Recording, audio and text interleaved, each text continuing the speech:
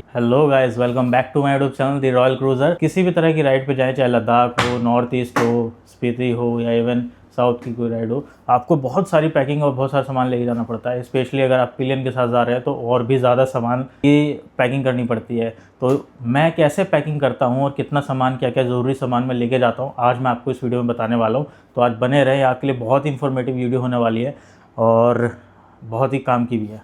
चलिए शुरू करते हैं। सबसे पहले क्या क्या चीज़ें ज़रूरी हैं जो मैं अपने साथ लेके जाता हूँ।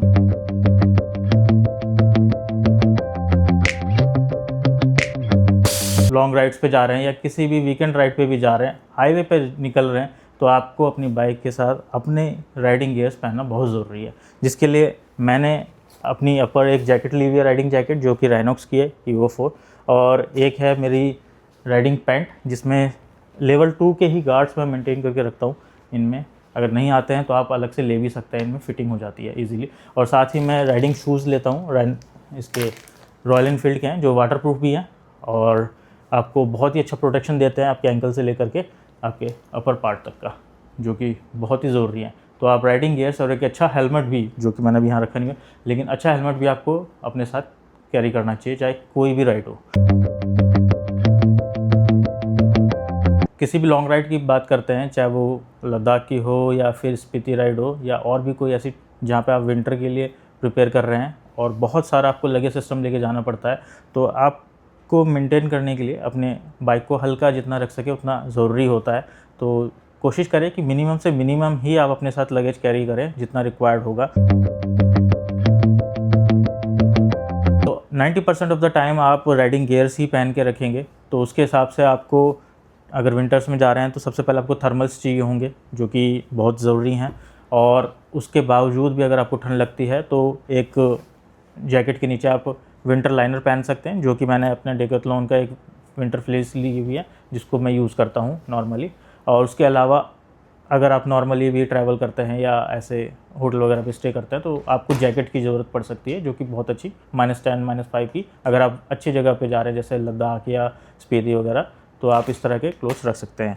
उसके अलावा मैं ज़्यादा जीन्स नहीं रखता हूँ, मैंने एक जीन्स और एक कार्गो ली हुई है और एक ये जैकेट्स वगैरह लिए, और 2 से 3 टी-शर्ट्स मैं कैरी करता हूँ। ज़्यादा की ज़रूरत नहीं होती है क्योंकि ठंड में जा रहे हैं तो जल्दी से ख़राब होंगी नहीं, और एक लोवर हो गया है। इसी तरह से कुछ और इनर्स वगैरह हो जाएंगे आपके, और बस ये ज़्यादा ज़रूरी चीज़ें हैं जो विंटर से कपड़ों से रिलेटेड है, जो मैं कैरी करता हूँ।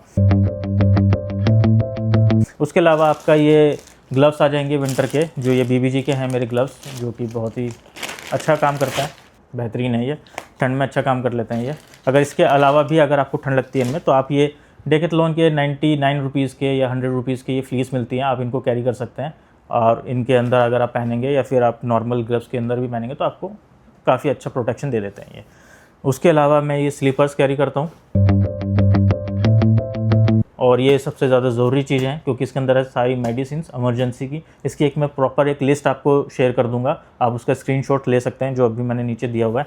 और लेकिन कोई भी अगर आप मेडिसिन्स लेते हैं, आप बिना डॉक्टर के कंसल्टेशन के ना लें। आपको किसी भी तरह की एलर्जी या कोई भी एक रिएक्शन हो सकती है, तो डॉक्टर का कंसल्टेशन बहुत ही ज़रूरी है। अपने हिसाब से ही, सावधानी के हिसाब से आप ये मेडिसिन्स कैरी करें। अगर आप हाई पासेस पे जा रहे हैं तो एक आपको इस तरह का ऑक्सीजन कैन कैरी करना बहुत ज़रूरी है, क्योंकि आपको हाई पासेस पे आपको कभी भी ऑक्सीजन की दिक्कत आ जाएगी, या उसके साथ साथ एक मेडिसिन भी होती है, बट आप अगर ये कैरी करेंगे तो आपको इंस्टेंट रिलीफ मिलने के चांसेस रहते हैं। तो ये बहुत ही इजी टू कैरी है, और इसमें बहुत हल्का भी होता है, लाइट वेट होता है। और इस तरह से, और ऐसे सांस लेंगे आप, ये अच्छा आपको रिलीफ प्रोवाइड कराएगा। आप एक ये हेयर ड्रायर आप अपने साथ कैरी कर सकते हैं, जो कि बहुत ही ज़रूरी होता है आपको ड्राई करने के लिए या ठंड से बचाने के लिए। उसके अलावा जब आप यहाँ से निकलेंगे, जो दिल्ली की गर्मी होती है, आपको ये ओआरएस कैरी करना ही करना है। ये तो बिल्कुल मैंडेटरी है, इसको पीना ही पीना है। पूरा एक बोतल, पूरे दिन में कम से कम 2 बोतल आप पिएंगे तो आपको गर्मी से, लू से राहत मिलेगी। तो आप बहुत ज़रूरी।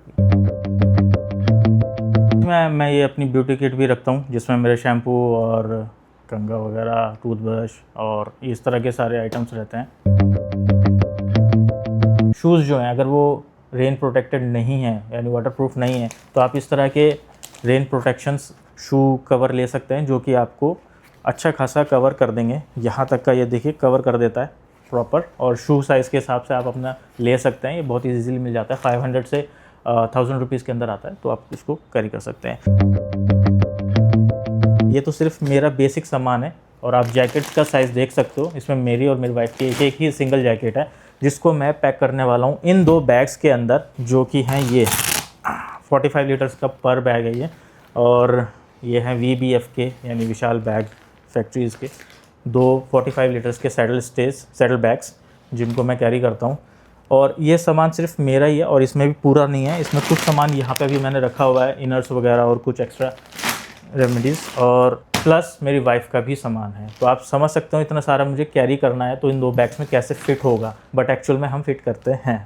मैंने लद्दाख टाइम में भी इसको ऐसे ही कैरी किया था, इतना ही सारा सामान, बल्कि थोड़ा बहुत ज़्यादा भी हो सकता है। वे करके अपना सैडल स्टे में मेंटेन करें स्टोरेज, ताकि आपका बैलेंस रहे। बाइक इम्बैलेंस रहेगी तो आपको वॉबलिंग इश्यूज़ आ सकते हैं, चाहे कोई सी भी बाइक हो। तो ये था मेरा एक क्विक वीडियो कि मैं क्या क्या सामान लेके जाता हूँ।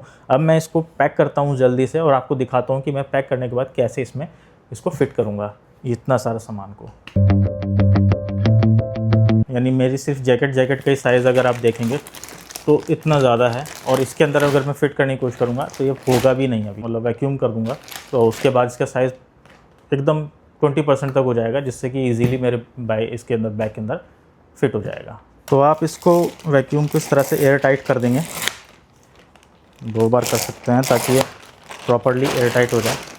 ये एक मेरे पास वैक्यूम सक्शन मशीन है, जिससे कि मैं इसको ईज़िली स्क्वीज़ कर सकता हूँ। तो आप देखेंगे कि ये पिचकना शुरू हो गया है। अगर ना पिचके तो इसको थोड़ा सा दबा के पिचका दूँ।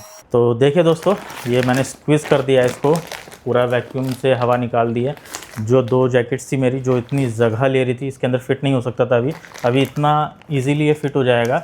प्लस कि इसमें मैं अभी एक इसी तरह की पॉलीथीन और लगाऊंगा, जिसमें मेरे बाकी के कपड़े होंगे। इसको अभी मैं फ़िट करके दिखाता हूँ कि किस तरह से फ़िट होता है।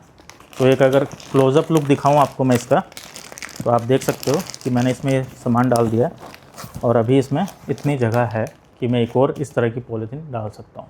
तो इजीली मेरा ये सामान इसमें फ़िट हो जाएगा, और बैलेंस करने के लिए मैं कुछ सामान इधर से उधर शिफ्ट कर सकता हूँ, अपनी जो स्टोरेज है, लगेज है, वेट को मेंटेन करने के लिए। तो बाकी का सामान मैं पैक करता हूँ, फिर आपको प्रॉपर दिखाता हूँ कि इसके अंदर मेरा सारा सामान आता है या नहीं आता है।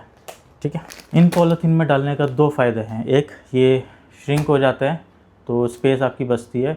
दूसरा ये कि अगर इन केस अगर आपका वाटर प्रूफिंग नहीं है, कोई इशू आ जाता है जिसकी वजह से पानी भर सकता है आपके बैग में या जा सकता है, तो भी आपके क्लोथ्स जो है सेफली ड्राई रहेंगे। तो मेरे हिसाब से ये बहुत ही बढ़िया तरीका है पैकिंग करने के लिए, तो आप भी इनको ट्राई कर सकते हैं। फाइनली दोस्तों, दोनों बैग्स मेरे पैक हो गए, और सामान मैंने एडजस्ट कर दिया है। 2-2 पैकेट्स बना करके, 2 पैकेट्स इसमें, 2 पैकेट्स इसमें, और एक्स्ट्रा सामान भी मैंने इसमें डाल दिया है। ये दिखा देता हूँ आपको। तो इस तरह से मैंने सब अंदर तक सारा एडजस्ट कर दिया है। तो इसमें है थोड़ी बहुत ऐसे स्पेस वगैरह, अगर मेरे को थोड़ा बहुत सामान ऐसे छोटा मोटा डालना है तो मैं भी डाल सकता हूँ। ये है मेडिकल किट, और ये ग्लव्स हैं जिनको मैं टॉप बॉक्स में रखूँगा, और मेरे जितने भी गैजेट्स वगैरह हैं, रेल लाइनर्स हैं, वो भी मैं टॉप बॉक्स में रखूँगा, ताकि वो मेरे पास हैंडी रहें।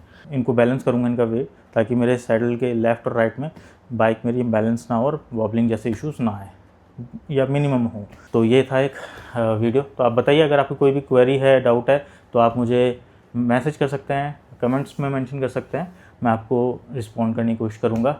आई होप आप लोगों को वीडियो पसंद आई होगी। अगर आई है तो लाइक करें, सब्सक्राइब करें, शेयर करें, और चलिए मिलते हैं आपसे नेक्स्ट वीडियो में। Till then, stay safe, ride safe and enjoy.